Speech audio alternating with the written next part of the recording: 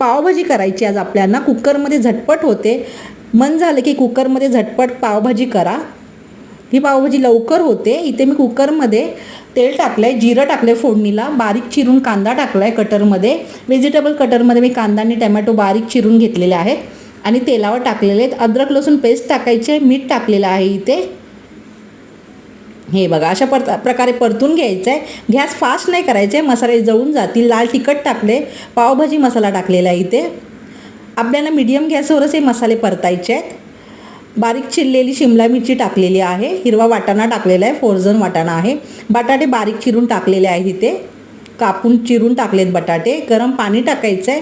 Flower नव्हता म्हणून मी ते फ्लावर वापरला नाही आहे, घरी माझ्या फ्लावर नव्हता. मसाले वर खाली परतून घ्यायचे आहेत. गॅस मीडियमच ठेवायचा आहे.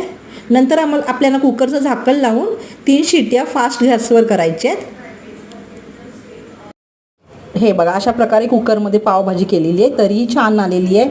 मी इथे 4 शिट्ट्या घेतलेल्या आहेत, त्यामुळे भाजी बटाटा वगैरे मस्त मऊ असा शिजलेला आहे. नंतर मॅशरने मॅश करून घ्या भाजी.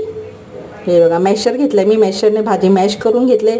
एकीकडे तव्यावर बटर टाकलेलं आहे आणि पाव गरम करून घेत आहे. बटर वापरून पाव गरम करून घेतले तिथे मी. अशा प्रकारे कुकरमध्ये मी झटपट पावभाजी केलेली आहे.